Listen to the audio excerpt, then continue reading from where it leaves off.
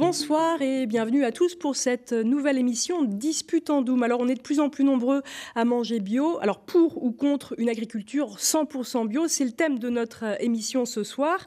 Un marché du bio en plein boom, un mode de production qui prétend relever les défis économiques, environnementaux et sociétaux de l'agriculture française. Le tout bio est-il pour autant l'avenir? Plus cher, moins productif? Peut-il vraiment nourrir tout le pays? Quelle place aussi pour le bio en Nouvelle-Aquitaine, la première région agricole en France? Pour en discuter, je suis ravie de vous recevoir tous les quatre autour de la table. Jérôme Keller, bonsoir. Bonsoir. Vous êtes agriculteur bio et puis vous, en Haute-Vienne, et vous êtes aussi le président de la Fédération régionale agricole bio de Nouvelle-Aquitaine. Merci d'être parmi nous. Boris Bulan, bonsoir. Bonsoir. Vous êtes le président de la FDSEA de la Haute-Vienne et agriculteur aussi, donc vous défendez plutôt un modèle d'agriculture conventionnelle. Françoise, on défend tous les modèles d'agriculture. Merci de le préciser. Françoise Faye, bonsoir. Bonsoir. Vous êtes consommatrice, on va dire, et vous êtes aussi bénévole à l'association l'UFC Que Choisir dans la Haute-Vienne. Et le docteur Pierre-Michel Perrineau, bonsoir. Bonsoir. Vous êtes médecin installé à Limoges et vous êtes le président et l'un des fondateurs de l'association Alerte des médecins sur les pesticides qui avait été créée en 2013. Merci d'être parmi nous ce soir. Alors vous pouvez, vous qui êtes derrière vos écrans, laisser vos commentaires sur les réseaux sociaux, sur les pages Facebook de France 3 Limousin, France 3 Poitou-Charentes et France 3 Aquitaine. Vous avez d'ailleurs commencé à laisser pas mal de commentaires. Vous pouvez aussi nous suivre via le hashtag Noah sur Twitter. N'hésitez évidemment pas.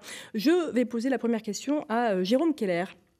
Vous êtes agriculteur bio, est-ce que vous mangez 100% bio? Non, je ne mange pas 100% bio. C'est une réponse synthétique, effectivement. Quelle est la part de ce que vous mangez en bio? C'est-à-dire qu'on produit beaucoup sur la ferme déjà, donc on a beaucoup d'autoproduction, donc on est à, je sais pas, 90% bio, mais c'est vrai qu'on essaye d'avoir beaucoup d'alimentation bio pour les enfants, pour nous, et voilà, pour que ce soit soutenable, mais il y a forcément les enfants, ils ne sont pas toujours 100% bio. Qu'est-ce que vous produisez sur votre ferme? Des légumes, du lait de brebis, voilà, et on a en autoconsommation des porcs, donc on a agneau, les porcs, partie de la viande, tous les légumes. Voilà. Même question à Boris Bulan, est-ce que vous mangez bio? 100% bio, un peu de bio, pas du tout de bio? Un petit peu de bio, quand les produits sont de qualité. Voilà. Nous, on cherche plus les produits de qualité dans la famille. Alors, on n'est pas contre le bio, on n'est pas contre le conventionnel, on n'est pas... Voilà, des labels, tout ce qu'on peut apprécier et aimer. Voilà. Qu'est-ce que vous faites sur votre ferme? Nous, on élève des vaches limousines, donc en label, en qualité Carrefour, et on fait un peu de vente directe. On va se mettre tout de suite en appétit avant de rentrer un peu plus dans le débat. Le marché du bio se développe. On en trouve aussi de plus en plus dans les restaurants et pas seulement dans le petit resto végétarien du quartier. Parmi les jeunes talents sacrés en 2009 par le guide Go Emilio, eh bien figure Mathias Martin. Il est chef à l'auberge Centre Poitou de Coulombier dans la Vienne. C'est un chef qui utilise des produits bio, évidemment de saison et via des circuits courts. C'est un reportage de Clément Massé et Lucie Martin qui avait été diffusé pour la première fois en novembre dernier. La touche finale à l'amuse-bouche au menu gastronomie. Le velouté de cucurbitacée avec éclat de châtaigne, butternut et puis l'émulsion au lait de marron. N'envoie s'il vous plaît. En cuisine, Mathias Martin lance les premières assiettes. Paleron de bœuf, dorade aux légumes. Après un bip au Michelin il y a quelques mois, le jeune cuisinier compte désormais parmi la trentaine de jeunes talents français repérés par le Go Emilio. Et du riz biche moderne. Bon appétit. Merci.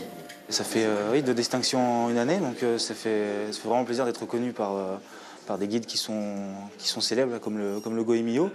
Et puis donc du coup pour l'équipe aussi, parce que on répète que c'est un travail d'équipe. L'établissement est tenu par la même famille depuis 1870, 4 générations. À 29 ans et déjà un parcours chez plusieurs chefs étoilés, Mathias Martin est revenu chez lui il y a 3 ans. Depuis, il s'attache à cuisiner du bio local. On voit bien que c'est des légumes qui sont pas standardisés et qui ont un goût c'est juste exceptionnel, quoi. Donc, je préfère privilégier ces petits producteurs, avoir un circuit court. J'aime beaucoup travailler là, les produits d'automne, tout ce qui est les légumes terreux, les champignons, la truffe qui va arriver bientôt, le gibier. Sur la carte, quelques spécialités locales, un pigeon royal, du chevreau à l'ail, mais aussi des plats d'ailleurs. Ici, des gnocchis italiens à la pomme de terre du Poitou. C'est assez gourmand, on peut l'associer avec une petite sauce assez crémeuse, du jambon. Là, bientôt, il va y avoir la truffe, donc on peut l'associer aussi avec la truffe noire Melanosporum du Poitou. Association de saveurs, de textures différentes, la cuisine de Mathias Martin séduit. Ces 2 récentes distinctions en témoignent, en attendant un jour peut-être le rêve de tout cuisinier, une étoile au Michelin. Service, s'il vous plaît. Alors je reprends, peut-être que vous l'aurez noté, mais il a été bien sacré dans l'édition 2019 du Goemio et non pas 2009. Alors je me tourne vers Jérôme Keller, ça met en appétit forcément. En revanche, je crois que la recherche n'a pas montré qu'il y avait une différence de goût entre les produits bio et les produits non bio. C'est certainement pas, peut-être pas une différence de goût. Après, plus la distance entre le producteur et le consommateur est courte, plus le goût reste. Après, ce qu'il y a en plus dans les produits bio, c'est ce qu'il y a en moins surtout. C'est-à-dire, c'est pas les produits chimiques. Alors ça, on aura nitrates, etc. On aura le temps d'en parler, mais vraiment sur l'histoire du goût, pour vous, c'est plus une histoire de... Si, mais il y a une histoire de goût. Enfin, moi, je suis producteur de semences, par exemple, de légumes, de carottes, et les Allemands ont fait beaucoup de recherches sur des semences potagères sur les carottes en qualité biodynamique et en travaillant sur le goût. C'est-à-dire qu'ils récoltaient les carottes, ils faisaient un prélèvement de bouts de carottes pour goûter s'il y avait un goût supplémentaire et ils gardaient ces carottes-là pour arriver à fixer une variété de carottes cultivées, sélectionnées en bio, qui allaient être produites en bio avec un goût qui persistait, quoi. Bien sûr. Boris Bulan, est-ce que vous pensez qu'il y a une différence de goût entre des produits bio et des produits non bio ? Je ne pense pas que ce soit une différence de goût. Je pense que c'est le producteur bio a gardé des vieilles variétés qui sont importantes et travaille souvent des vieilles variétés parce qu'elles sont plus rustiques. Et donc on a de meilleurs rendements avec des vieilles variétés et les vieilles variétés ont des meilleurs goûts que les nouvelles, quoi. Oui, ça a moins de potentiel de production, donc il y a plus de goût, je pense. Oui, Jérôme. Je voulais rajouter quelque chose, c'est que en agriculture biologique, souvent les produits, surtout les légumes en particulier, ont moins d'eau. C'est-à-dire qu'il y a moins d'eau qui sont stockées dans le légume, donc il y a moins de diminution de la quantité, et forcément il y a plus de goût, parce que quand l'eau s'en va, il y a moins de goût dans le légume. Souvent moi je prends toujours les carottes comme exemple, mais quand on prend des carottes pas bio, moi j'arrive pas à les manger, sérieusement. J'arrive pas, hein. Je suis désolé. Mais... Françoise, est-ce que vous arrivez à manger des carottes non bio ? Quelle est peut-être la proportion Est-ce que vous mangez du bio déjà, Françoise ? Alors, je mange du bio, mais c'est vrai que j'achète des produits chez les producteurs locaux. Moi, je suis très marché, donc j'ai un marché près de chez moi. Je connais des producteurs locaux à qui je fais confiance, qui m'expliquent leur manière de travailler. Et je consomme des produits locaux, on va dire. Pas forcément que bio. Donc, c'est plutôt le local qui vous importe. Voilà. Est-ce que votre façon de consommer a évolué ces dernières années ? Alors c'est vrai que je suis sensible effectivement à tout ce qui tourne autour de la santé. Je fais comme tout le monde, je lis un petit peu l'actualité, les publications, etc. Et c'est vrai que je suis quand même sensibilisée à la qualité de ce que je mange. Et donc, je fais attention, effectivement. Et le fait, en plus d'être à l'UFC, si vous voulez, l'UFC apporte quand même pas mal d'informations. C'est vrai que je suis assez sensibilisée et sensible à titre personnel à la qualité de ce que je mange. Jérôme, on va quand même faire une petite parenthèse pour expliquer, reposer un peu les jalons. Qu'est-ce que le bio, en quelques mots ? L'agriculture biologique, c'est une agriculture qui... repose d'abord sur un cahier des charges. C'est-à-dire que pour produire, on a un cahier des charges qui nous interdit d'utiliser un certain nombre de produits, de fertilisants minéraux, donc l'azote, du phosphore, etc. On doit utiliser que du compost ou des produits d'origine animale pour fertiliser les terres. Et ensuite, on a pour les cultures végétales, donc pour les productions végétales, la non-utilisation de pesticides, que ce soit des herbicides ou des fongicides. C'est complètement interdit, et de la culture sans OGM. Donc on a quand même 3 choses qui sont très importantes, qui permettent de différencier le produit bio Et une autre chose qui est importante dans le produit bio, c'est que tous les producteurs qui ont le label AB sont certifiés. C'est-à-dire qu'on a un contrôle extérieur qui vient sur notre ferme et qui contrôle qu'on a bien cultivé ou élevé nos animaux dans le cadre du cahier des charges de l'agriculture biologique. Le cahier des charges français. Européen. Ça veut dire qu'il y a un cahier des charges pour tous les pays européens, pour tous qui les est pays le même. Européens, oui. Ouais. Et donc le logo qui est là derrière nous, là, c'est un logo français, c'est pas le logo officiel. Le logo officiel, c'est l'eurofeuille verte avec les étoiles. Voilà. D'accord. Donc aujourd'hui, quand on trouve du bio, en général en grande surface aussi, c'est du bio européen. Oui, selon le cahier des charges européen, oui. C'est-à-dire ce que je viens de dire pour les produits végétaux. Est-ce que, selon vous, tiens, je me retrouve encore vers Françoise Faye, est-ce que pour vous, le label bio est gage de qualité obligatoirement ? Alors, pas obligatoirement, mais si vous voulez, me sécurise parce que justement, comme vous l'avez dit, je sais que c'est une agriculture qui est contrôlée, qui a des obligations, donc c'est rassurant. Mais ce n'est pas un critère il y a d'autres critères aussi. Il y a d'autres critères. Oui. C'est vrai que finalement, avoir le label bio, on peut aussi trouver par exemple de l'huile de palme ou du sucre. C'est pas forcément gage d'un produit totalement sain. Docteur Perrineau, votre avis sur la question ? Mon avis sur la question, c'est quand même depuis les années 2000, 2010, on a quand même un certain nombre d'études qui nous permettent de dire quelque chose. Alors, la première chose, c'est que l'alimentation issue de l'agriculture biologique, comme disait Jérôme tout à l'heure, elle est sans pesticides ou avec des traces qui sont... On en retrouve parfois, tout simplement, parce que les sols qui ont été imprégnés de pesticides, eh bien, ils mettent très longtemps à s'épurer complètement. Donc, l'agriculture biologique, dans ces cas-là, c'est aussi un compromis. On estime qu'il faut 3 ans sans avoir mis d'intrants de toutes sortes pour pouvoir faire de la bio. Arrête-moi si je dis des bêtises. Et puis, il y a aussi la dérive qui vient des champs d'à côté. Donc, il y a un certain nombre de produits qui sont à très petites. On peut trouver quelques pesticides dans la bio, mais globalement, les quantités sont sans rapport. Sans pesticides. Mais on sait d'autres choses. On sait qu'il y a plus d'antioxydants également dans le bio, et ça, c'est un élément important. Il y a moins de cadmium.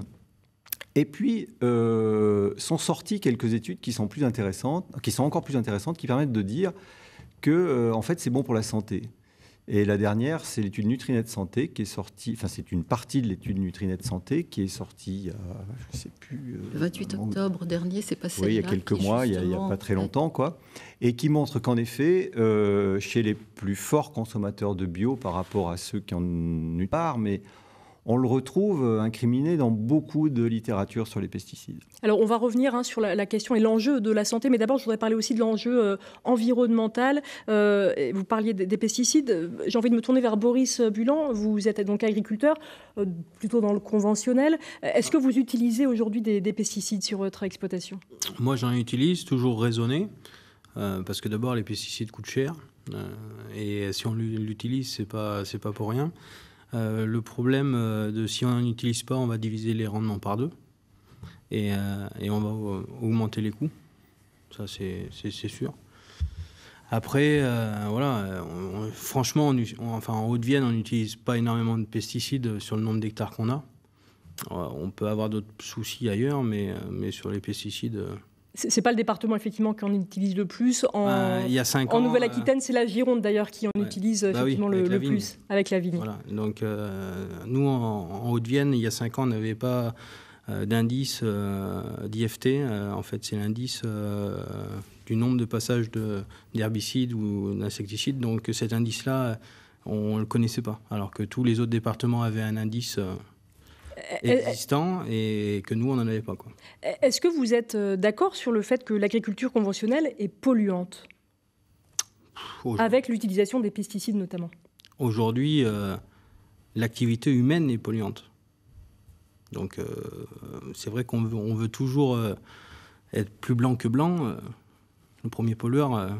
Alors, je voudrais juste, effectivement, parler de l'impact, notamment on parle souvent de l'impact des pesticides sur la mortalité des abeilles, même s'il y aurait d'autres critères qui favoriseraient la disparition des abeilles. Jérôme Keller. Sur la mortalité des abeilles. Oui, enfin, sur l'impact sur l'environnement de l'agriculture conventionnelle. Sur l'environnement de l'agriculture conventionnelle, c'est d'abord l'impact sur l'eau, c'est-à-dire sur la biodiversité et sur l'eau. C'est extrêmement prégnant. Les agences de l'eau sont extrêmement mobilisées sur le sujet. Elles soutiennent l'agriculture biologique. Sur les zones à enjeux hauts, c'est-à-dire qu'ils sont vraiment très sensibles, sur les zones de captage, il y a une vraie volonté que l'ensemble des surfaces passent en bio parce qu'il y a une vraie diminution de la dépollution. Et ça, c'est l'ensemble des consommateurs qui payent la dépollution de l'eau. C'est-à-dire que pour quelques-uns qui polluent, c'est l'ensemble qui paye. Voilà. Et dans toutes les zones où il y a eu un passage des terres sur les zones de captage en agriculture biologique, les diminutions de traitement de l'eau sont absolument incroyables. Et il y a des grands cas qui existent, comme à Munich, par exemple en Allemagne, où l'ensemble des bassins versants ont été convertis à la bio. Ils ont fourni avec ce qui était produit sur ces terres la restauration collective de la ville, et même en faisant ça, en achetant très cher les produits bio des paysans, et ils gagnent encore de l'argent parce que la dépollution de l'eau, ils ont diminué de je ne sais pas combien, mais c'est énorme. Boris Bulan, je voudrais vous faire réagir aux propos de Jérôme Keller sur cette pollution de l'eau par l'agriculture conventionnelle qui utilise des pesticides.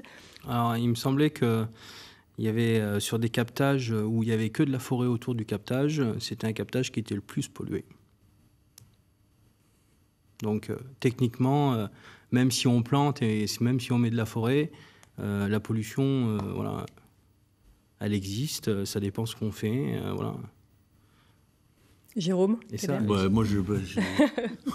moi, je rencontre régulièrement les agences de l'eau. On travaille sur le soutien à l'agriculture biologique partout en Nouvelle-Aquitaine. Et effectivement, les agences de l'eau, elles sont extrêmement sensibles à la qualité de l'eau. Et pour elles, c'est indéniable qu'à partir du moment où les surfaces passent en bio, la pollution des nappes diminue. C'est systématique. Enfin, les pesticides, je sais pas, monsieur. Non, mais là, il n'y a aucun doute. Il n'y a aucun doute. Je veux dire, la question de l'effet environnemental majeur sur l'eau de l'agriculture conventionnelle, je pense que ça ne doit pas être débattu. Ce sont des faits, c'est mesuré chaque année par le ministère de l'Environnement. On a les cartes. On sait maintenant la contamination des eaux souterraines. Ce n'est pas que les eaux de dessus, de surface. Et on sait que dans les eaux souterraines, on retrouve tous les pesticides qui ont pris le temps de descendre. Voilà, le glyphosate vient d'y arriver. Les néonicotinoïdes dont on parle tant viennent d'y arriver aussi. Qui ont été interdits depuis le 1er septembre dernier, d'ailleurs. Il n'y a pas très longtemps, mais dans les précédentes mesures, on venait de les retrouver. Non, c'est un problème énorme et c'est un coût qui n'est jamais introduit dans ce qu'on appelle le prix de revient de l'industrie de l'agriculture conventionnelle. Alors en revanche, il y a de plus en plus quand même même les agriculteurs conventionnels comme vous, il y a des alternatives possibles aujourd'hui aux néonicotinoïdes notamment, ou même au glyphosate, Boris Bulan. Oui, les alternatives au glyphosate aujourd'hui, moi j'en connais pas énormément. Il y a des façons culturelles, qui peuvent empêcher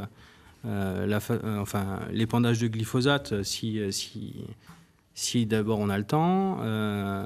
On avait mis en place sur la nouvelle PAC les SIE, donc c'est des hectares qui sont à intérêt écologique, qui sont obligés pour ne pas laisser les terrains nus.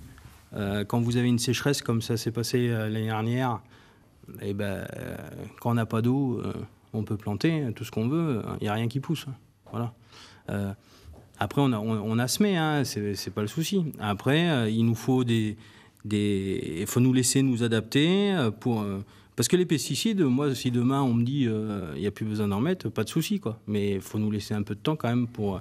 Ça ne se fera pas en une année ou deux, quoi. Voilà. Alors c'est justement l'objet de ce qu'a dit le président Macron quand il était dans la Drôme le 24 janvier dernier. Le glyphosate qui était censé être interdit en 2021 finalement ne serait pas totalement interdit en 2021. On va l'écouter. On écoute tout de suite la réaction, ce qu'avait dit le président Macron avec le ministre de l'Agriculture juste derrière. Et nous on a dit on fera tout pour sortir en 3 ans. Maintenant, est-ce qu'on peut dire il n'y aura plus du tout de glyphosate dans 3 ans? Impossible. Si je vous disais ça, c'est simple, je tue complètement certaines filières. Il se trouve qu'il est possible que certaines filières n'arrivent pas aussi vite. Donc nous les aiderons et peut-être tout le monde ne sortira pas. Mais je vais vous dire, si 80% de l'agriculture française se fait sans glyphosate au 1er janvier 2021, ça sera un immense pas en avant. Alors, Jérôme Keller, est-ce que ça veut dire que finalement le président Macron a cédé au lobbying de la FNSEA ? Moi, je ne prendrai pas de position politique de ce genre-là. La seule chose que je peux dire, c'est que nous, en agriculture biologique, on n'utilise pas de glyphosate. Moi, ça fait 25 ans que je suis en agriculture biologique, je n'utilise pas de pesticides. Je m'en sors très bien. Il y a plein d'autres agriculteurs et de plus en plus d'agriculteurs biologiques qui n'utilisent pas de pesticides sur leur production végétale parce que c'est interdit. Il y a des solutions alternatives, il y a des solutions techniques alternatives. La chose est que l'appréhension technique globale d'une ferme en agriculture biologique est complètement différente. Et que on est sur une analyse d'un système complet, avec un équilibre complet entre les cultures, et que ça va éviter au final d'utiliser des pesticides. Mais il faut reprendre une autre façon de faire de l'agriculture. C'est pour ça qu'il faut la conversion, c'est pour ça qu'il faut de la formation, et que ça ne se fait pas comme ça. Boris Bulan, qu'est-ce que vous répondez quand vous entendez les propos de Jérôme Keller, que finalement, effectivement, ça ne se fait pas comme ça, mais que lui, il arrive à travailler en se passant de glyphosate, comme tous les bio? Oui, le glyphosate, j'en passe pas 10 litres par an sur mon exploit. Voilà ce que je peux dire. Et je suis en conventionnel, et je suis en label, et voilà. Donc, c'est-à-dire que vous minimisez finalement l'impact du glyphosate ? Non, mais en élevage allaitant, céréalier pour la production animale et en culture de maïs, on met pas de glyphosate, pas chez nous, voilà. Ça peut arriver s'il y a du chien dent, s'il y a quelques trucs, mais ça fait quelques années que j'utilise pas de glyphosate, oui. Donc ça devrait être facile de s'en passer. Oui, mais si vous avez un céréalier qui est en non-labour sur d'autres secteurs, parce que pas sur nos secteurs chez nous, un céréalier en non-labour, donc en conservation des sols en plus, en technique de conservation des sols, donc ça veut dire qu'il suit ses sols, il est très bon au niveau des vers de terre et de tout ce qui est génial, ça va être le plus gros consommateur de glyphosate. Est-ce que vous craignez quand même pour votre santé quand vous utilisez du glyphosate ou d'autres pesticides ? Bien sûr. Voilà. Vous protégez ? Tout à fait. C'est une obligation déjà. On est obligé de se protéger, on est obligé d'avoir un pulvé en règle et tous les 5 ans. Donc là, des pulvés qui fuient de partout, ça n'existe plus. Voilà, on ne passe pas des produits chimiques pour nous amuser. Enfin voilà, c'est... Alors, dans l'actualité, en ce moment, il y a un autre pesticide dont on parle depuis quelques jours, c'est le chlordécone. Le président Macron a déclaré devant les élus antillais vendredi dernier, le 1er février, dans le cadre du grand débat national. Il a déclaré donc ceci à propos du chlordécone. C'est un pesticide qui est beaucoup utilisé aux Antilles dans les bananeraies. Il a déclaré « Il ne faut pas dire que c'est cancérigène. Il est établi que ce produit n'est pas bon. Il y a des prévalences qui ont été reconnues scientifiquement, mais il ne faut pas aller jusqu'à dire que c'est cancérigène parce qu'on dit quelque chose qui n'est pas vrai et qu'on alimente les peurs. » Alors ça a fait bondir la communauté scientifique et les élus des Antilles. Je rappelle que le Centre international de recherche sur le cancer a classifié le chlordécone comme cancérogène possible. Du côté des agences réglementaires en Europe, le chlordécone est suspecté d'être cancérigène. Il est probablement cancérigène aux États-Unis. Docteur Perrineau, qu'est-ce que vous en pensez de cette déclaration du président endocrinien reconnu. Macron ? Je pense que quand les Antillais doivent entendre ça, ils doivent être atterrés, juste atterrés. Il y a beaucoup de cancers de la prostate notamment. Alors, les Antilles étaient jusque dans les années 90 des secteurs dans lesquels il y avait un taux de cancer de la prostate à peu près conforme aux moyennes mondiales. Et depuis, les Antilles sont en tête, sont championnes du monde toute catégorie des cancers de la prostate. Et il y a une étude faite aux Antilles qui montre que, en fonction du taux de chlordécone dans le sang, le risque de cancer de la prostate augmente.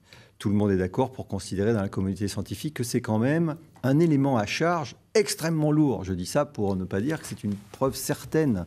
C'est jamais une preuve certaine puisqu'on attend la deuxième étude et que, très curieusement, elle a été abandonnée à l'époque sur les ordres de Madame Buzyn. Donc c'est un peu curieux qu'aujourd'hui, le président vienne dire ça. Donc non, il y a des preuves énormes sur le chlordécone et la question aujourd'hui, c'est l'État se protège parce qu'il sait très bien que, comme pour l'amiante, comme pour d'autres produits, il va être obligé d'indemniser les victimes. il y a déjà des producteurs aux Antilles qui ne peuvent plus pêcher de poissons, puisque, après avoir contaminé les sols, puis rincé les sols par les eaux de pluie, ça se retrouve dans la mer et on ne peut plus pêcher certains. Alors, en même temps, les choses évoluent. On le voit bien avec le procès de ce jardinier américain qui était donc en procès contre Monsanto, la firme américaine, et qui a gagné contre Monsanto. C'était en août dernier. En ce moment, aujourd'hui, il y avait le procès, c'était à Lyon, à la cour d'appel de Lyon, d'un Charentais, le céréalier charentais, donc Paul François, qui était intoxiqué par un herbicide en 2004 par le Lasso, qui bataille lui aussi contre Monsanto pour prouver donc la dangerosité de certains produits. Vous y étiez à Lyon cet après-midi ? Oui, Monsanto. Pour le soutenir. Oui, bien sûr. Alerte des médecins sur les pesticides soutient depuis le début le combat de Paul François. Paul François a participé avec nous à des actions concernant la pommerie limousine. Donc on a des liens anciens et assez étroits. Et Paul François, malgré sa maladie, s'est converti au bio petit à petit. Enfin, c'est un parcours intéressant. Et donc on était là pour le soutenir, bien sûr. Mais Monsanto nous a fait du Monsanto, comme il l'avait fait il y a 2 ans, en allant jusqu'à nier la maladie de Paul François. Enfin, moi, je souhaite à aucun agriculteur de se trouver en face de ces monstres-là. Enfin, c'est tout à fait effarant. Mais je voudrais revenir sur le glyphosate, puisqu'on en a parlé tout à l'heure, si je peux. Rapidement, alors. Rapidement. Il y a une controverse sur le glyphosate, paraît-il. On ne sait pas s'il est cancérigène ou s'il ne l'est pas. Enfin, c'est ce qu'on dit, c'est ce qu'on entend dans certaines presses. Les agences sanitaires, comme l'agence américaine, comme l'agence européenne, se sont prononcées en disant non, le glyphosate n'est pas cancérigène. Or, un organisme comme le CIRC, qui est le Centre international de recherche contre le cancer, et c'est extrêmement important, c'est un organisme de l'OMS, lui dit le glyphosate est cancérigène. Simplement, les agences et le CIRC ne lisent pas les mêmes choses. Les agences, c'est-à-dire celles qui sont censées nous protéger, émettent leur avis grosso modo avec essentiellement les données provenant des industriels. En gros, 2/3 des données. Et 1/3 de la littérature scientifique. Le CIRC, depuis 40 ans, fait exactement le contraire, c'est-à-dire émet des avis scientifiques fondés sur la littérature internationale. On ne regarde pas la même chose. Donc d'un côté, du coup, on a effectivement 2 réponses différentes. Très rapidement, oui, Jérôme Keller. Oui, mais moi je voudrais rebondir là sur les pesticides, parce qu'on parle là des effets des pesticides sur la santé, mais il faut parler de l'effet des pesticides sur l'ensemble de la biodiversité. C'est-à-dire que quand on parle de sol régénérant et vivant, quand on met du glyphosate qui attaque tous les animaux à sang froid, tout ce qui vit dans l'eau, voilà, c'est vraiment un écocide total de la population des insectes, les abeilles. On n'a plus d'oiseaux parce qu'il n'y a plus d'insectes. Enfin, on a une biodiversité qui est en chute libre parce qu'on a un excès d'utilisation des pesticides. Et il faut bien se rendre compte que l'État français a mis en place des programmes éco-phyto pour baisser l'utilisation des pesticides avec beaucoup d'argent pour qu'on règle les pulvérisateurs, qu'on utilise moins au bon moment, etc. C'est un échec total. C'est-à-dire que ça n'a pas permis de diminuer l'utilisation des pesticides. L'utilisation des pesticides continue à augmenter. Donc, de toute façon, il y a une seule solution. C'est l'agriculture bio. Alors, je permets de rebondir justement sur le développement de ce marché bio. On le voit, et ça progresse tous les jours, et notamment en Nouvelle-Aquitaine. On va faire un point sur le bio en Corrèze avec ce reportage de Jean-Sébastien Tingot et Marine Nadal, qui avait été diffusé le 16 mars 2018. Là, doucement, là, allez. Il y a 1 an, Aurélien a décidé de convertir son exploitation en agriculture biologique. Dès l'année prochaine, cet éleveur conventionnel pourra vendre ses animaux sous le label bio. Un choix motivé avant tout par des raisons économiques. Je voulais mieux valoriser ma production. Je voulais qu'elle se démarque un peu de ce qu'on vend en conventionnel. On plafonne en prix. Nos bêtes partent dans des filières où elles ne sont pas mises en valeur. Donc je voulais sortir un peu de ce système-là. Avant toute autre considération, du bio pour améliorer le revenu, c'est aussi le maître mot de la Chambre d'agriculture. Aujourd'hui, la volonté de la Chambre d'agriculture, c'est encourager bien sûr tous les agriculteurs à capter de la valeur ajoutée. Faire du bio pour faire du bio, si c'est pour le subir, je pense que ce n'est pas forcément la meilleure des solutions. Il faut garder en ligne de mire cette vision d'un bio dynamique avec de l'économie en face. C'est de capter toujours plus de valeur ajoutée pour gagner plus d'argent et plus de revenus pour les agriculteurs. Encore faut-il convertir les exploitations. En Corrèze, beaucoup de fermes sont désormais autonomes en fourrage et céréales. Un vrai plus, car le cahier des charges pour passer au bio nécessite 60% d'autoproduction. Quant aux procédures administratives, elles ont été simplifiées. Maintenant, nous allons rencontrer un agriculteur qui, lui, a fait le choix du bio depuis plusieurs années. Venez voir les vaches, donc. Serge est éleveur bio depuis 5 ans. Sur 63 hectares, il élève une 60aine de vaches et produit du veau de lait sous la mer et des veaux rosés. Si l'aspect économique est bien sûr important, pour lui, le bio, c'est avant tout du bon sens paysan, de la technique et de l'observation. Les résultats financiers sont aussi bons qu'un conventionnel sans problème. Après, il ne faut pas passer en bio pour gagner plus d'argent. Ce n'est pas forcément un but. Le truc, c'est de bien se sentir. On n'a pas de contraintes particulières à partir du moment où on aime son métier. Moi, je n'ai pas eu de difficulté, en tout cas au niveau technique, moral ou autre, j'ai eu aucune difficulté. La difficulté, elle est environnementale, mais humaine. C'est-à-dire des grosses difficultés à trouver du terrain par rapport parce qu'on vous met des bâtons dans les roues, parce que vous n'êtes pas dans les clous de tout le monde, quoi. Finalement, c'est peut-être ça qui freine le développement du bio. Il oblige nos agriculteurs à remettre en question leurs pratiques. Avec 232 fermes bio et un peu plus de 9000 hectares, seuls 4% de la surface agricole corrézienne sont classés en bio. Au niveau régional, la Corrèze est 10e sur 12 pour ce mode de production. On n'est peut-être pas encore les meilleurs, mais on va le devenir. Notamment, là, on fait cette semaine du bio pour permettre aux gens de venir voir un petit peu, pour démocratiser, pour faire voir un petit peu, pour lever tous les freins qu'il pourrait y avoir. Et c'est d'échanger avec des éleveurs qui sont passés ou qui sont en cours de conversion. Il y aura de l'échange et j'espère on va peut-être décider certains à passer le pas. La Corrèze va devoir faire des efforts si elle veut contribuer aux objectifs que s'est fixé la région Nouvelle-Aquitaine, à savoir 10% des surfaces agricoles en bio d'ici 2020 et 20% en 2027. Je rappelle que vous pouvez regarder cette émission sur Facebook, notamment sur les pages France 3 Limousin, Poitou-Charentes et Aquitaine. Et vous pouvez évidemment laisser vos commentaires. Vous êtes déjà nombreux à le faire. Alors, de plus en plus de conversions, on l'a vu, pour être en bio, pour une meilleure viabilité économique, du bio pour améliorer le revenu. Boris Bulan, est-ce que vous avez pensé un jour peut-être vous convertir au bio ? Pour l'instant...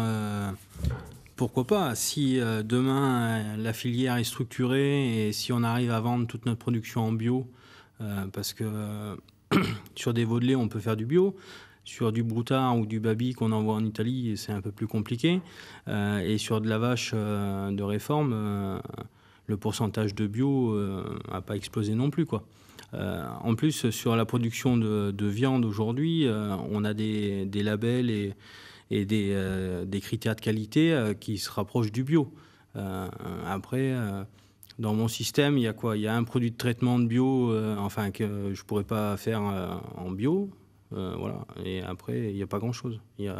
Et c'est surtout sur les cultures, en fait, où on aurait des chutes de rendement.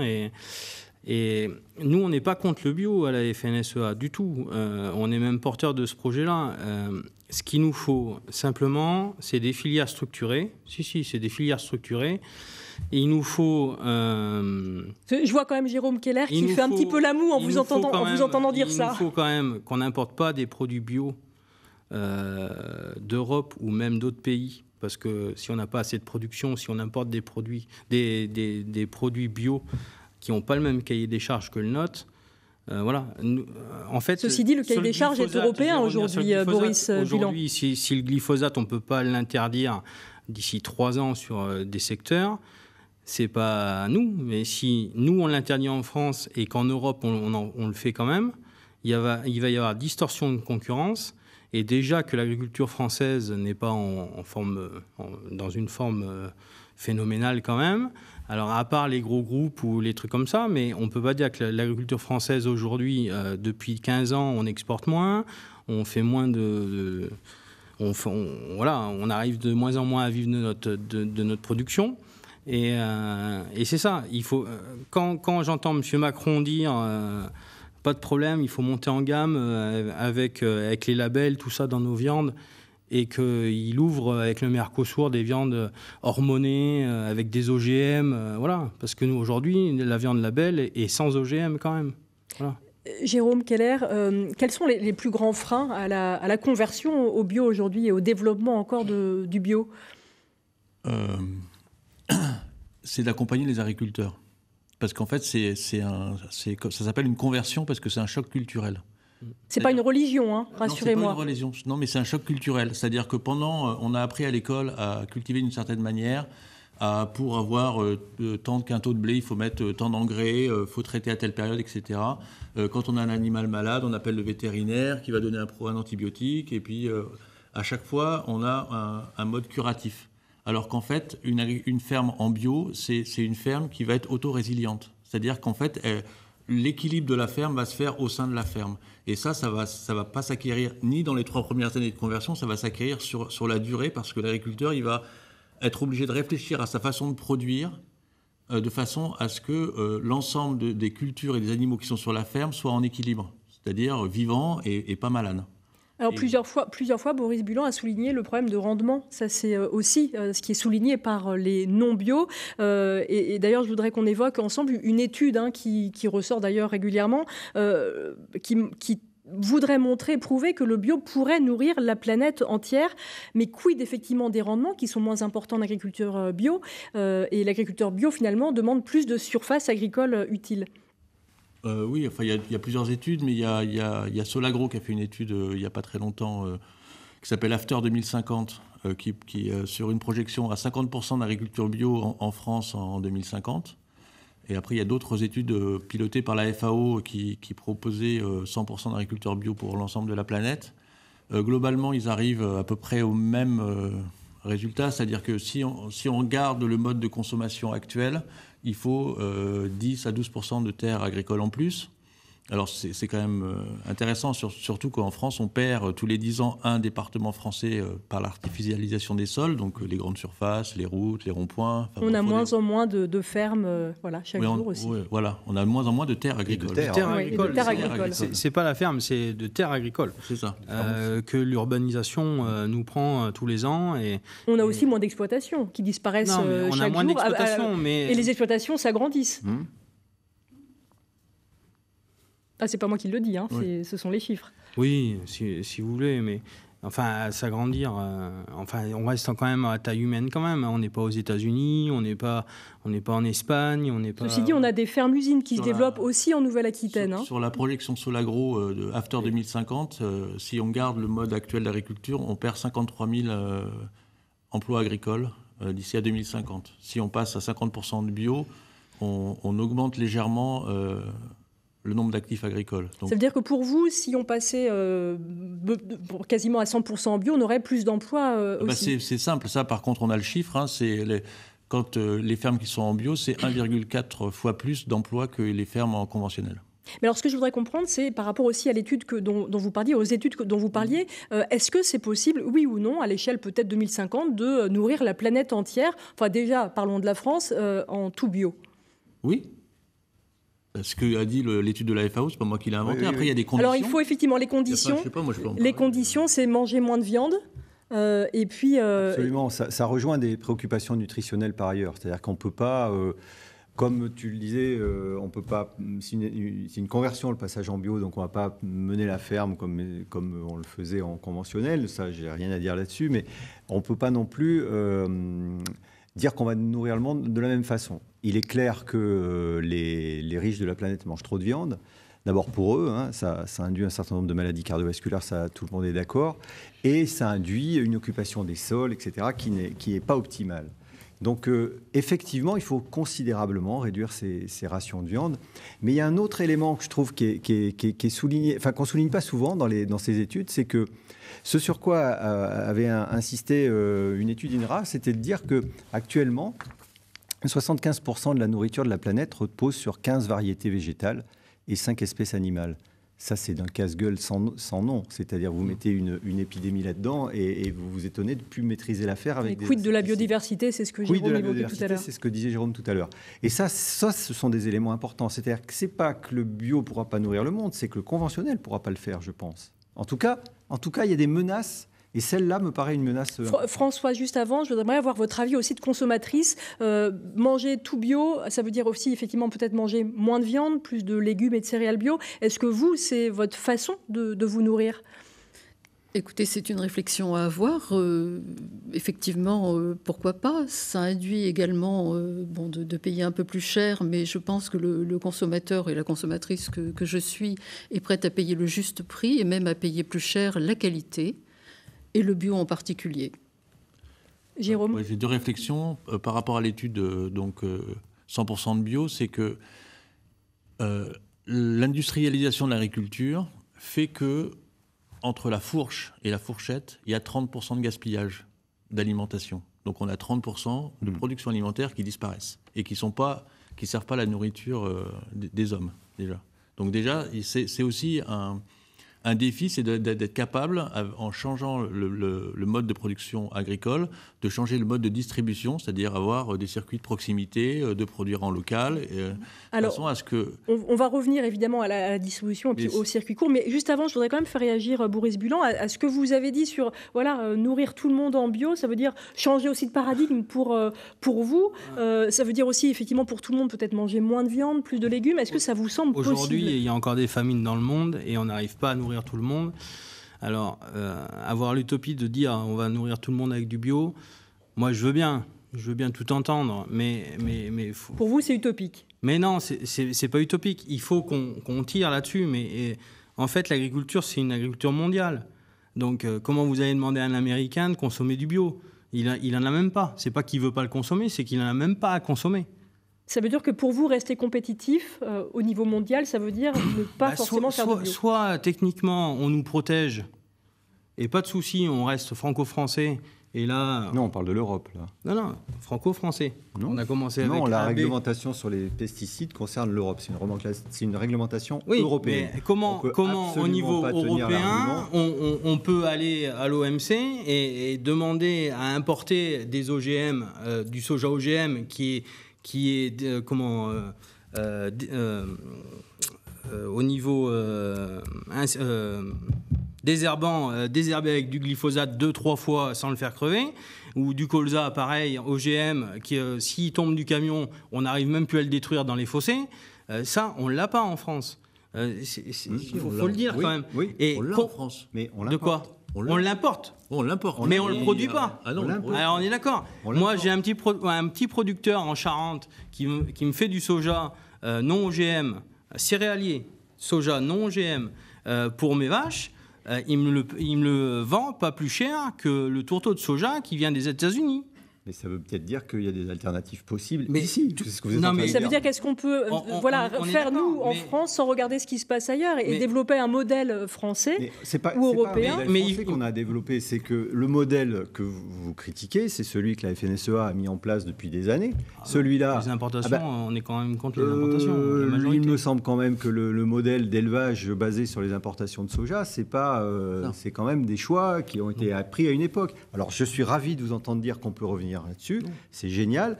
Là où vous avez raison, c'est que l'Europe ne prend pas ce chemin, et c'est qu'effectivement, avec l'accord avec le Mercosur et sur les importations je t'échange du soja américain contre des bagnoles européennes, ça effectivement, c'est une catastrophe. Mais voilà, mais globalement, il y a des choses qui se passent. C'est la FNSEA encore qui va signer l'accord entre le Mercosur. J'ai pas dit ça. J'ai dit que ça c'était. Non, j'ai parlé du modèle maïs-soja sur lequel est bâtie une partie de la nourriture du bétail actuellement. Ça, ce sont des choses. Aujourd'hui, dans le département, la majorité. Non, attendez, on n'est pas que dans le département. Dans le département ou même Nouvelle-Aquitaine, la majorité des bêtes, elles sont nourries à l'herbe. À part les laitières, peut-être, mais c'est pas vrai. Jérôme, non.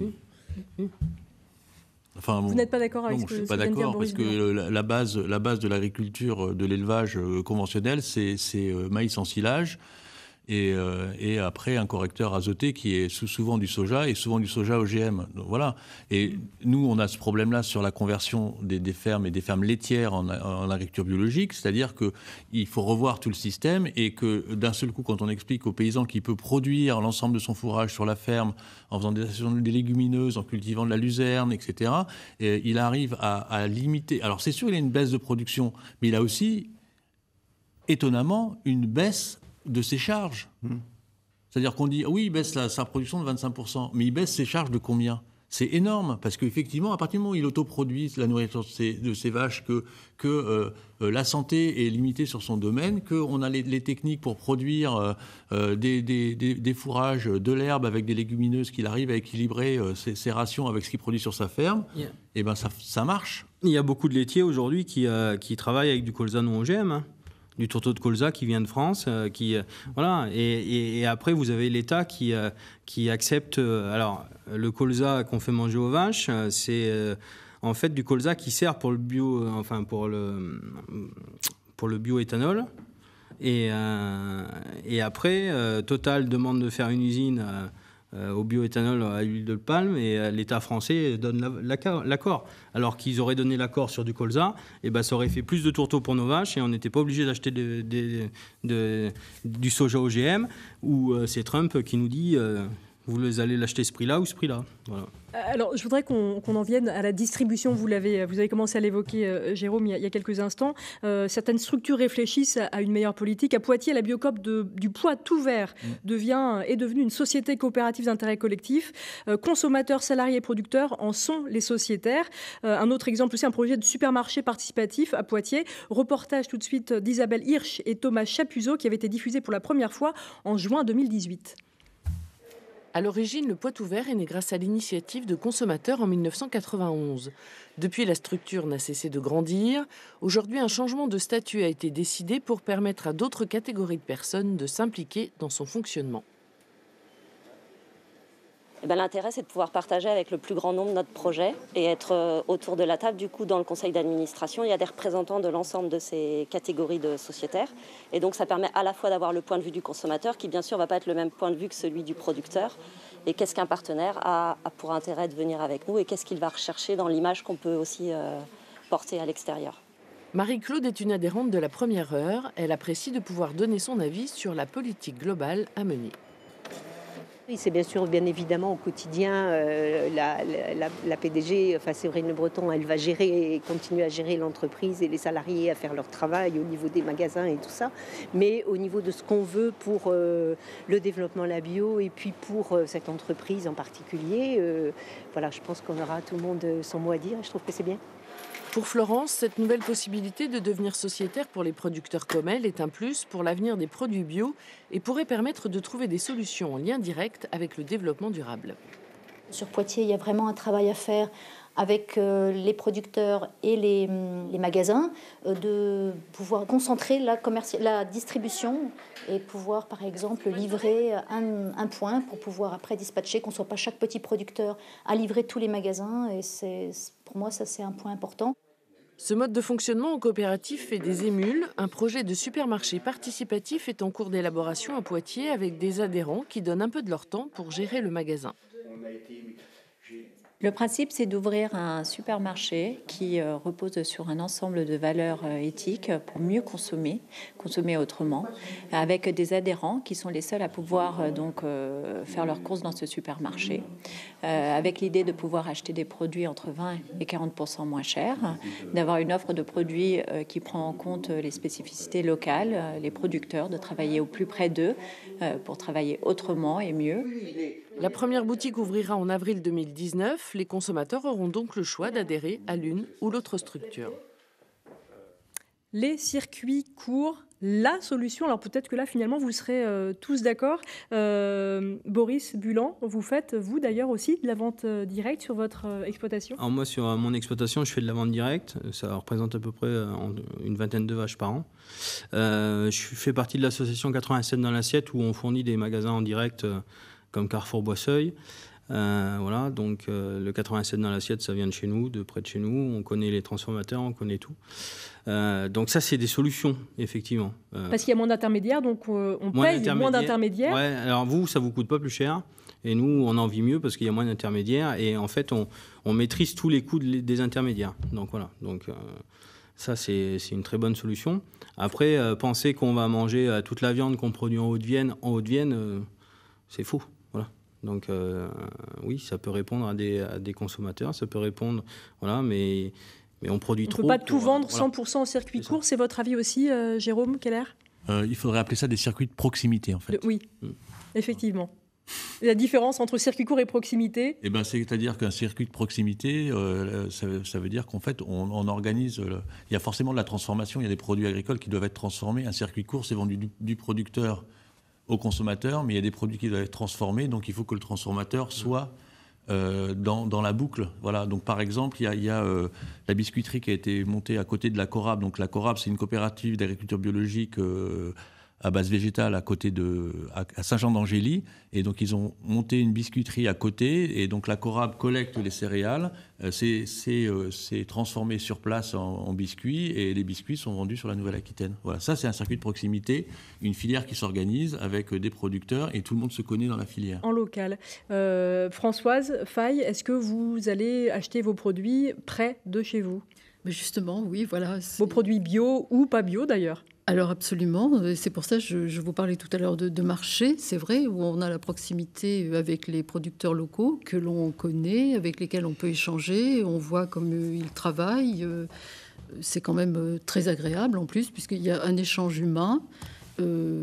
Alors, est-ce qu'il y a la question du prix dans toutes les têtes, c'est le bio coûte plus cher. Est-ce que c'est le cas aujourd'hui, Françoise, votre expérience de consommatrice ? Oui, mais tout à fait. Mais moi, si vous voulez manger de qualité, je suis prête à payer le prix, mais le juste prix. Jérôme, ça c'est un fait, c'est avéré aussi. Les produits bio coûtent plus cher pour le consommateur ? Eh bien déjà, oui, les produits bio coûtent plus cher parce que déjà on a une diminution de rendement.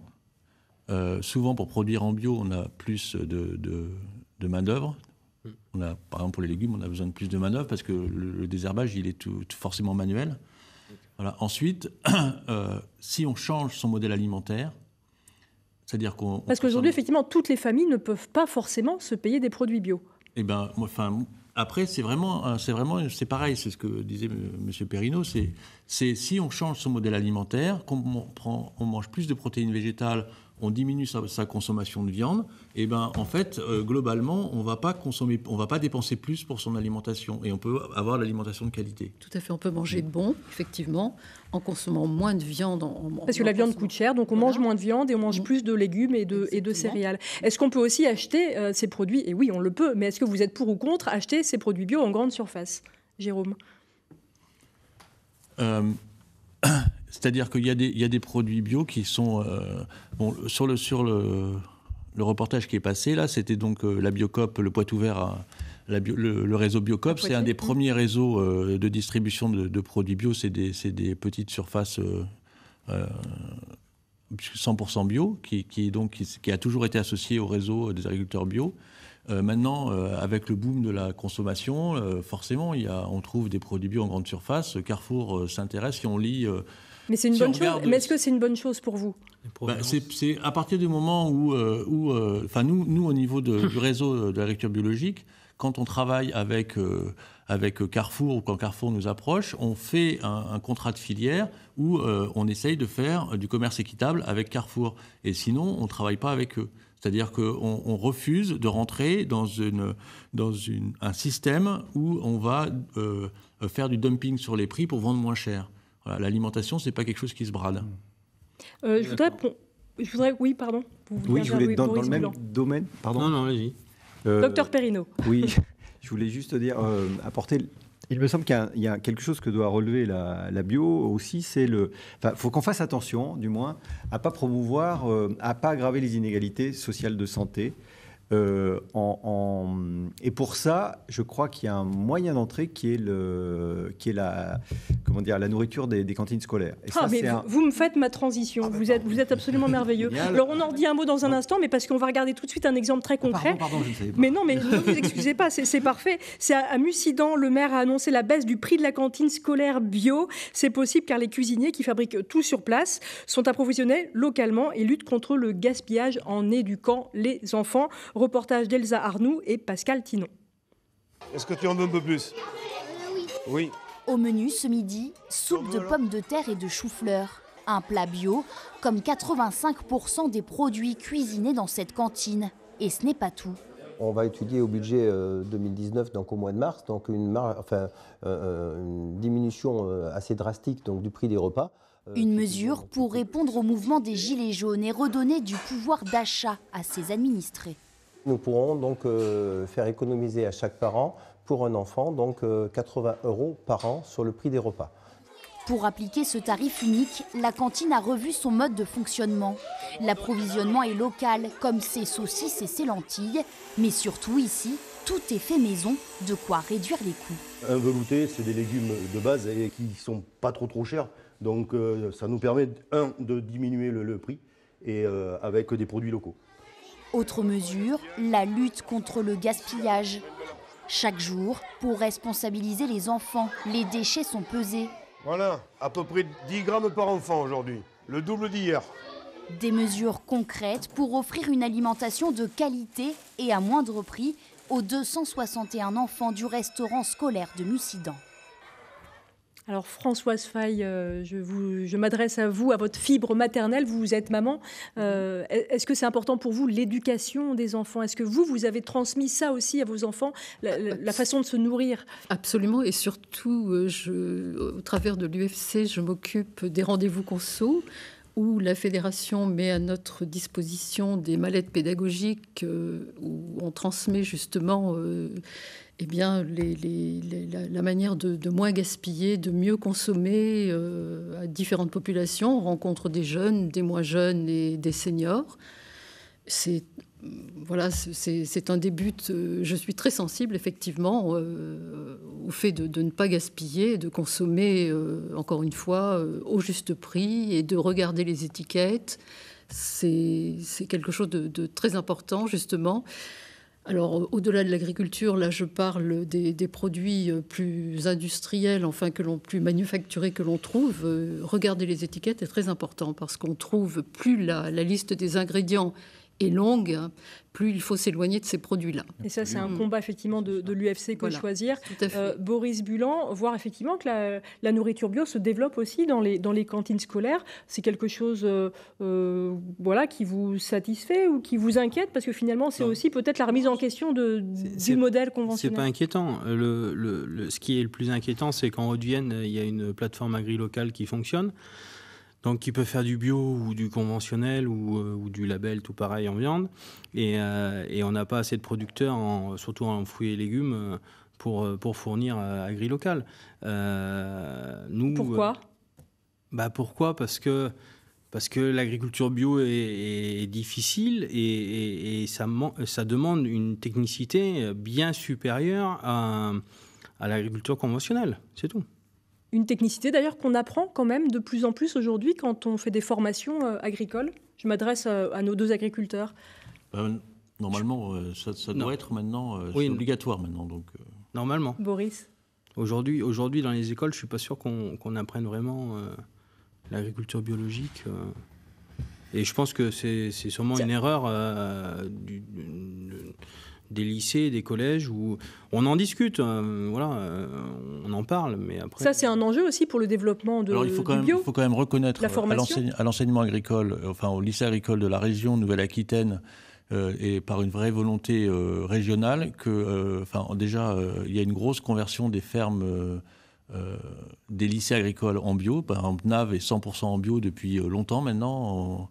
Donc il y a déjà des exemples dans les fermes des lycées agricoles d'agriculture en bio. Donc les élèves, ils sont quand même, par l'exemple, proches d'une agriculture bio. Et il y a de la recherche et développement aussi qui se fait en bio, et même au sein des chambres d'agriculture d'ailleurs. Alors là, je me retourne vers vous, Boris Bulan. Alors, on a appris aujourd'hui, d'ailleurs, qu'ici en Haute-Vienne, la Chambre d'agriculture était passée aux mains de la coordination rurale. C'est plus la FNSEA qui détient la Chambre d'agriculture. Une petite réaction d'ailleurs sur cette actualité-là, toute récente, toute fraîche. J'ai pas plus de réaction que ça en ce moment. Et on conclura dessus. On a quelques secondes pour conclure. Voilà, on a perdu, les élections chambres, mais la Terre s'arrête pas de tourner et au niveau syndical, on fera le travail et même peut-être encore mieux qu'on faisait avant. Voilà. Et pour terminer, une petite question, pareil à vous deux, vous avez des enfants, est-ce que vous souhaitez qu'ils reprennent vos fermes respectives? Jérôme? Moi, je ne souhaite pas. Je pense que si on arrive à faire des fermes vivantes, vivables, vivre sur une ferme, ça sera une évidence. Si on en fait des endroits qui sont pénibles, où on pose la question de la survie économique à chaque fois, les enfants s'en vont. Voilà. Donc je pense qu'il faut des campagnes vivantes, avec des fermes vivantes, et effectivement, les jeunes resteront à la campagne et on aura une région qui sera beaucoup plus vivante et qui ne sera pas en train de perdre des habitants tout le temps, quoi. Boris Bulan, pareil, petit mot de conclusion là-dessus. Vos enfants, vous aimeriez les voir devenir agriculteurs? Mes enfants, ils feront ce qu'ils voudront. S'ils veulent devenir agriculteurs, ils auront une ferme pour devenir agriculteurs, il n'y a pas de souci. Ce que je voulais revenir, moi, c'était, j'ai toujours entendu sur l'émission... On a 10 secondes. Hein. Ouais, dire qu'il fallait baisser la consommation de viande. Je ne suis pas sûr que ça soit...